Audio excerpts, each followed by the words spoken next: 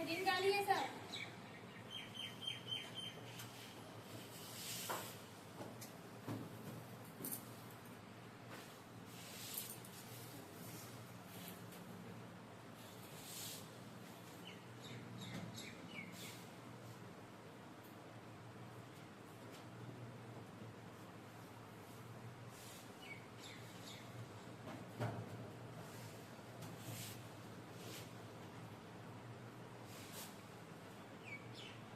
अभी जो हम लोग टॉपिक डिस्कस करेंगे वो कौन सा टॉपिक है?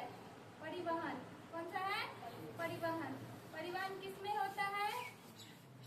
तो मानव में भी होता है। पदार्थों का परिवहन मानव में भी होता है और पेड़ पौधों में भी होता है। पेड़ पौधों में जिस प्रकार से होता है, सबसे पहले हम लोग पेड़ पौधों के बारे में पढ़ेंगे, उसके बाद हम लोग आएंगे मानव के ऊपर। तो ये क्या है? रूट। क्या है? रूट। रूट किसको कहते हैं? जड़ को। रूट किसको कहते हैं? जड़ को। और ये क्या है?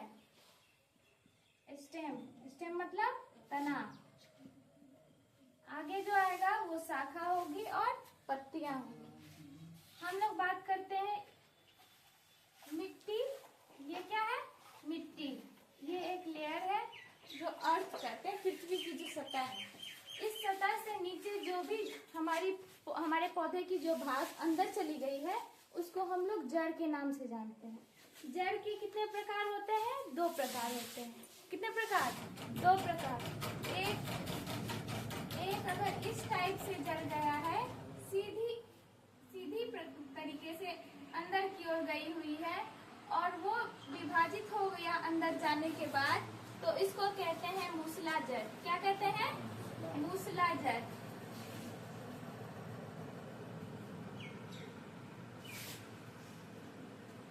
इसको कहते हैं टैप रूट।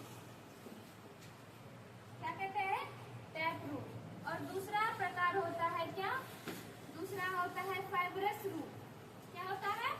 Fibrous root. कहने का मतलब झकड़ा जड़ जिसको कहते हैं।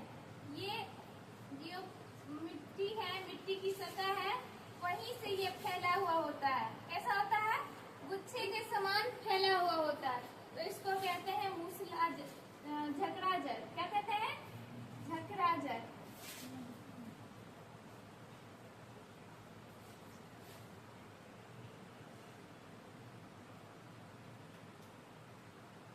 सबको नोट करते जाना है। तो रूट के कितने प्रकार? 2 प्रकार। एक होता है मूसलाजड़, दूसरा होता है झकड़ा जड़। और दोनों में ही ट्रांसपोर्टेशन होता है। परिवहन किसमें होता है? दोनों में ही होता है। और इसी के माध्यम से, जड़ों की सहायता से ही ट्रांसपोर्टेशन होता है। किसमें? पेड़ पौधे में। पेड़ पौधे में जब ट्रांसपोर्टेशन होता है तो किसकी सहायता से? जड़ की सहायता से। किसकी सहायता से? जड़ की सहायता से। ये जड़ क्या करता है? जमीन के अंदर पृथ्वी की सतह में जो सतहीय जो मतलब पानी का अंश होता है, उसको क्या करता है? एब्जॉर्ब करता है। क्या करता है? खींचता है, सोखता है। किसकी सहायता से? Root hairs.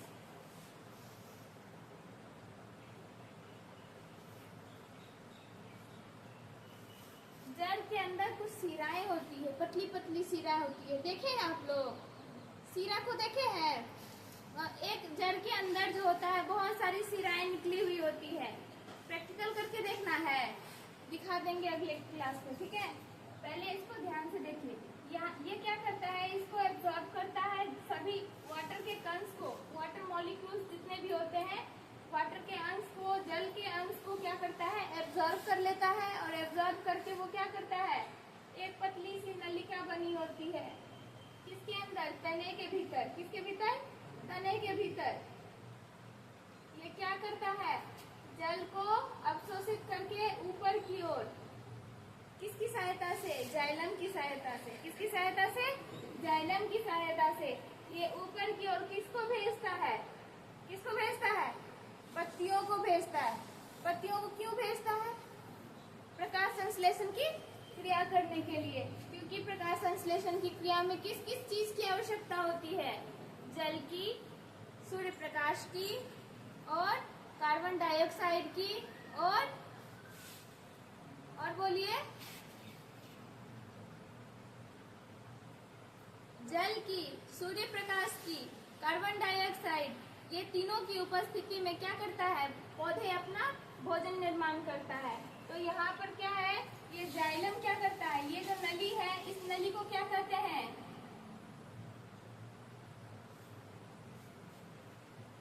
जाइलम, क्या कहते हैं, जाइलम। और ये जाइलम की सहायता से जो जल होता है वो कहाँ जाता है, पत्तियों तक जाता है। अब ये क्या हुआ, ये एक वाटर मॉलिक्यूल्स को क्या किया, एब्जॉर्ब किया, खींचा और इसको कहाँ भेजा, कहाँ भेजा, पत्तियों तक भेजा। तो ये जो आवागमन, ये जाने की जो प्रक्रिया है, ये यहाँ से नीचे से ऊपर की ओर जा रही है। कहाँ जा रही है, नीचे से, रूट से, जड़ से कहाँ जा रही है, पत्तियों तक जा रही है। तो ये जाने की जो प्रक्रिया है इसी को क्या कहते हैं, परिवहन कहते हैं। ये किस किस में हो सकता है, मानव में भी होता है, जंतुओं में भी होता है, पेड़ पौधे में भी होता है। तो ये पेड़ पौधे की बात है। आगे बात समझ में,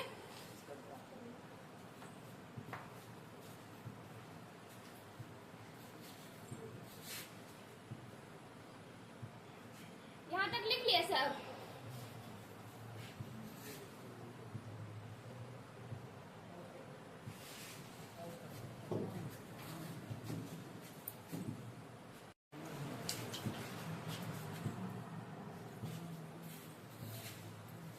इसमें कोई दिक्कत है किसी को? आगे आते हैं हम लोग मानव के बारे में जानेंगे। किसके बारे में, मानव के बारे में।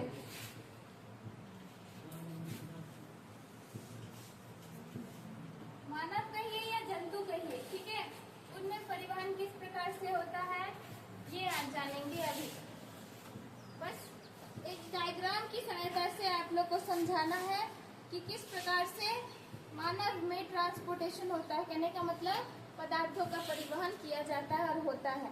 पदार्थ कौन कौन से हो सकते हैं, भोज्य पदार्थ होते हैं, है ना, जो जिसको हम लोग क्या कहते हैं, भोजन का आहार नाल से कहाँ जाता है, आमाशय में जाता है। तो वो क्या हो रहा है, जब हम लोग ग्रहण करते हैं तो ये अंतग्रहण, मुंह में लिए, उसको चबाए, चबाने के बाद धीरे धीरे उसमें क्या हुआ, क्रमाकुचन की प्रक्रिया हुई, शिथिलन हुआ, संकुचन हुआ, वो धीरे धीरे कहाँ गया, आमाशय की ओर गया। तो ये जो जाने की प्रक्रिया है यही क्या है, पदार्थों का परिवहन। अब मानव में कैसे होता है, एक पहला हुआ पदार्थ क्या, भोज्य पदार्थ, दूसरा होता है तरल पदार्थ। तरल में क्या आता है, तरल, ठोस हुआ और तरल हुआ।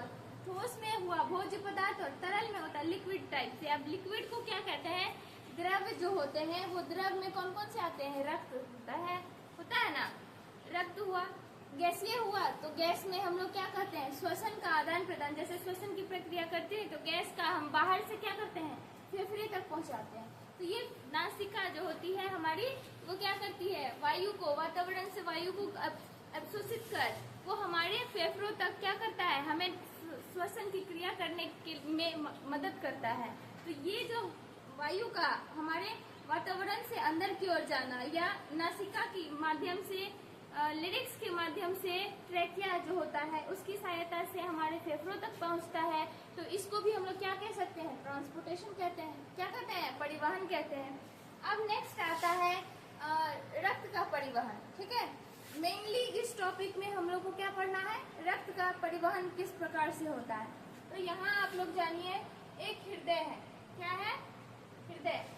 हृदय में दो, एक वेन मतलब आर्टरी और वेन होता है, ठीक है। आर्टरी कहते हैं किसको, धमनी और सीरा, ठीक है। धमनी और सीरा, दो नली लगी होती है, पाइप लगी होती है। एक होता है धमनी और दूसरा होता है सीरा।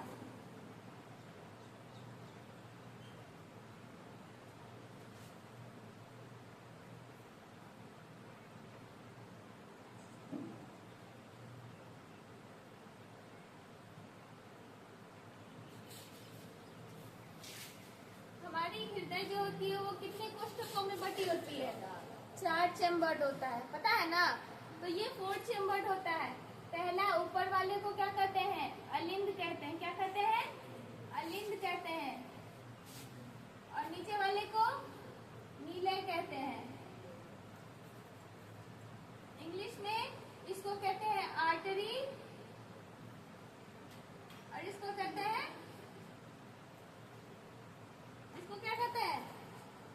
Pulmonary artery, left atrium, right ventricle.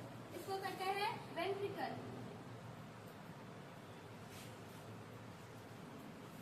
ये हो गया आपको लेफ्ट राइट, ये क्या है राइट और ये है लेफ्ट। इसमें होता है बायां अलिंद और बायां नीले।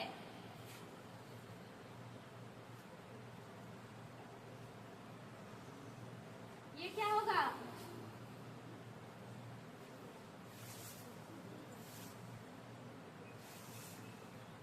ये हो गया आपको दायां अलिंद और ये दायां नीले। आई बात समझ में? कहीं दिक्कत उधर मत देखिए, यहाँ देखिए, डिस्टर्ब मत करिए। ये जो है, ये जो सीरा है, ये हमारे पूरे शरीर में फैली होती है ना। हमारे शरीर में जो अशुद्ध रक्त है, ठीक है, उसको क्या करता है, अशुद्ध रक्त कहने का मतलब है कार्बोऑक्सी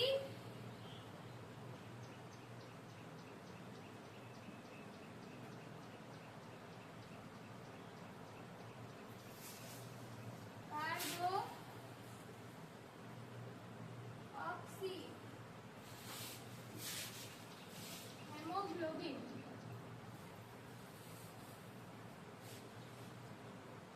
लिखते चलिएगा इसको।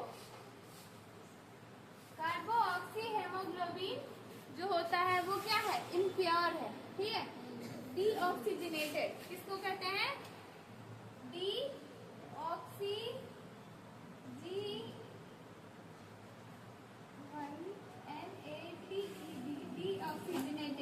डीऑक्सीजनेटेड कहने का मतलब क्या हुआ, उसमें ऑक्सीजन की मात्रा नहीं है, उसमें कार्बन डाइऑक्साइड की मात्रा मौजूद है, इसीलिए उसको क्या कहते हैं, डीऑक्सीजनेटेड कहते हैं। ये रक्त कहाँ आता है, शिराओं की सहायता से। हमारे शरीर में शिराएं फैली हुई है ना, जिधर देखिए वो शिरा जो होती है वो हल्की मोटी होती है, ठीक है, धमनी के मुकाबले। धमनी जो होती है वो पतली होती है और शिराएं जो होती है वो क्या होती है, मोटी होती है। वो क्या करता है, इम्प्योर ब्लड को, अशुद्ध रक्त को हमारे पूरे शरीर से क्या करता है, एकत्रित कर हमारे हृदय की सहायता से हृदय में आता है।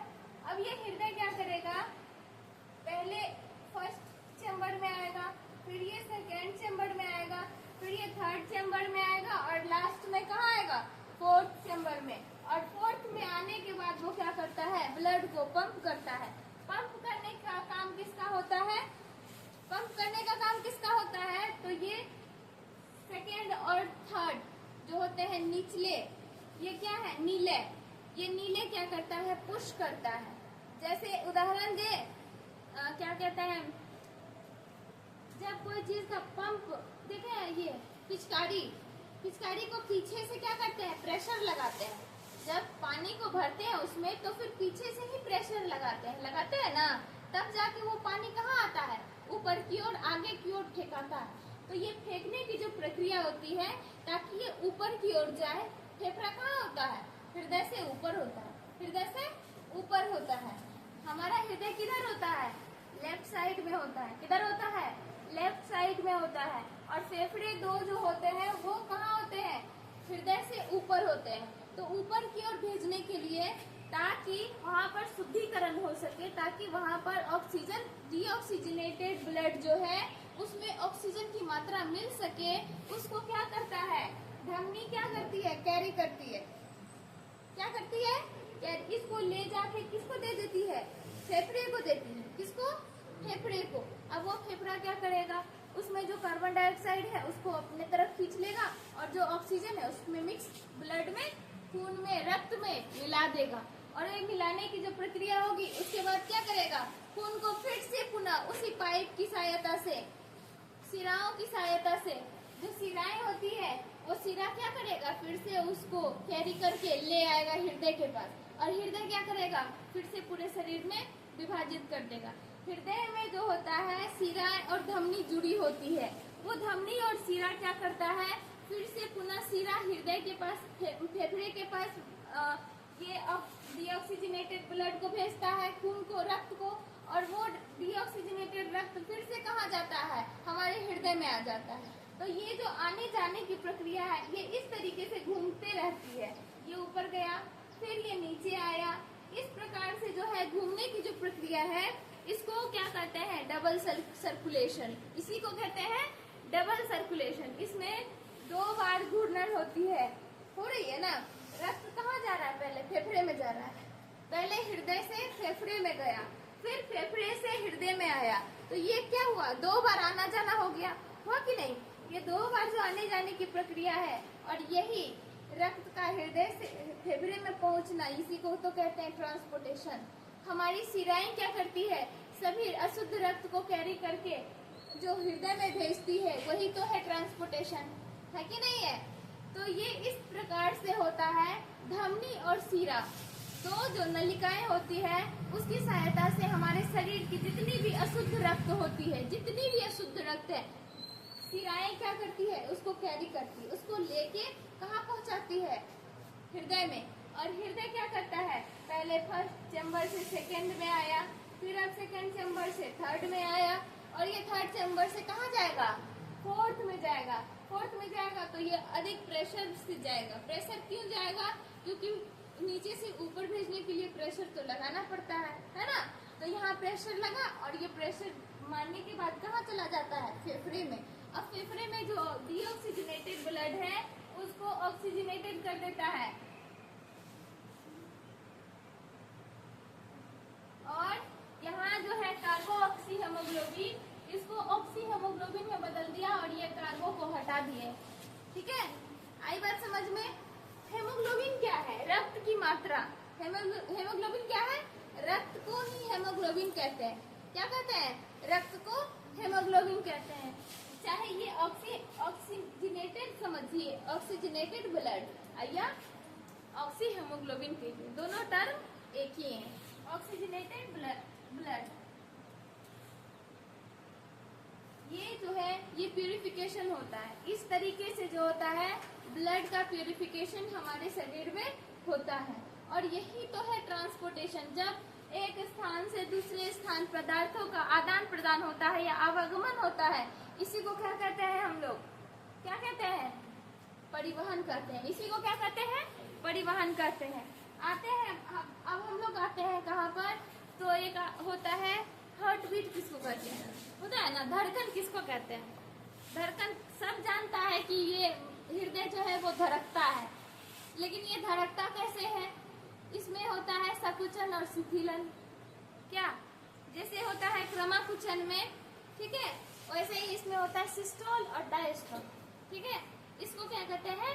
शिथिलन और संकुचन, जिसके कारण ब्रीदिंग होता है, हार्ट बीट करता है। हार्ट बीट कहने का मतलब धड़कन। क्या कहते हैं? धड़कन। अब ये जो होता है संकुचन प्लस शिथिलन, दोनों मिलके क्या बन जाता है? धड़कन। आई बात समझ में? यही होता है प्रोसेस। ये धड़कन, इसको कहते हैं ब्रीदिंग। अब 1 मिनट में हमारी जो रक्तचाप है वो कितनी होती है? हमारी रक्तचाप किसको कहते हैं? यही धड़कन को कहते हैं। धड़कन को जब हम मेजर करते हैं, हमारी रक्त के अंदर जो कितनी बार हमारी हृदय धड़कती है 1 मिनट में, तो वो होता है 72 टाइम्स। कितनी बार होती है? 72 बार। कितनी बार? 72 बार। और क्या होता है, कभी कभी ये बात सुने होंगे कि किसी को शॉक दिया जाता है। जिसको हार्ट का प्रॉब्लम होता है, अगर धड़कन उसका लो हो गया है, कहने का मतलब हार्ट बीट कम है, तो उसको क्या करता है?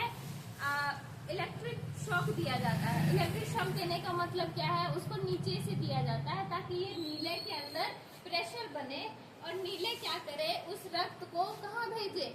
ऊपर की ओर, फेफड़े की ओर भेजे। फेफड़े की ओर भेजेगा तभी तो वहाँ पे फिल्टरेशन होगा। फिल्टरेशन कहने का मतलब उसके शरीर में डीऑक्सीजनेटेड रक्त जो है वो अधिक मात्रा में फैल गया है, और वो प्रोसेस भी धीरे धीरे हो रहा है।